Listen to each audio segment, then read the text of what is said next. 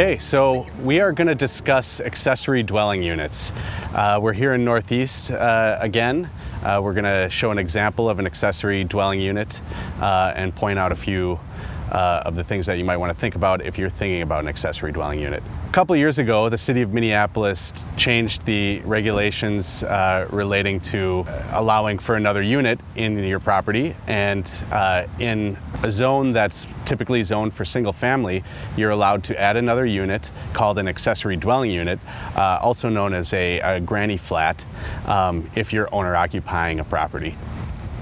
So there are three types of accessory dwelling units. There's the detached, which would be above a garage, more than likely. There's the attached, which would essentially be like an addition on your home.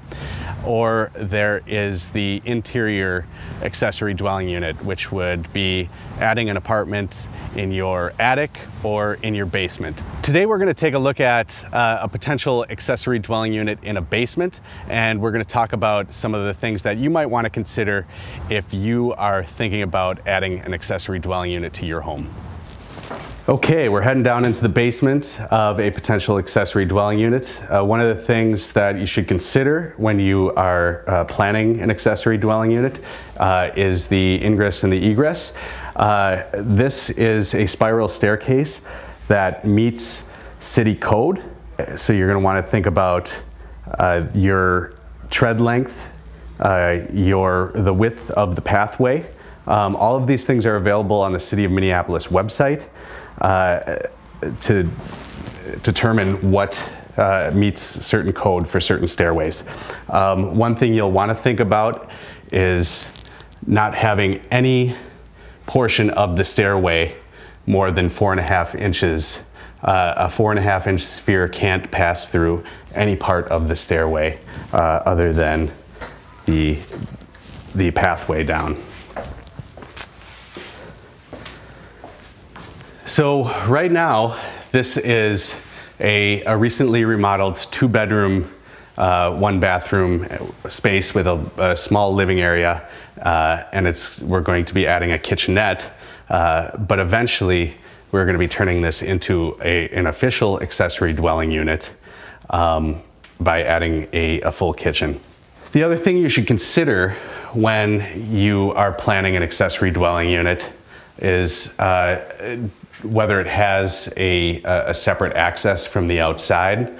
It will need its own separate access. And when you're putting up walls and adding things like doors, these will all have to be 1 hour fire rated if they are entering into any sort of common space like a hallway. So what I did to make these walls 1 hour fire rated is I put in metal studs, because metal studs are not combustible. If you're curious as to what might be a fire rated wall or a fire rated door, there's a fire rating assembly guide that you can get online that will explain all of the different types of assemblies that you can make for a wall that would be considered 1 hour fire rated. So the other thing to consider, especially in a basement, is your ceiling height. City of Minneapolis within the last few years recently lowered the required ceiling height from 7 feet to 6'8". So you have to be sure that your ceilings are at least 6 feet 8 inches above the floor. Existing fixtures such as the HVAC ductwork can hang to below 6'4". So in this space, I'll eventually be adding a kitchen in what is now a second bedroom, and we're going to be knocking out a wall in order to do that. And this is going to become a 1-bedroom space. We're going to cordon off the doorway to the upper unit, and this will have its own separate entrance. Each room is going to have its own egress. So here we put in egress windows.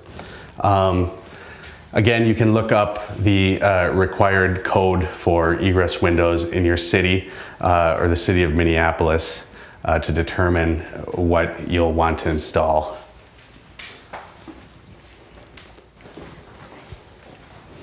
One of the most challenging projects in creating this space was the bathroom.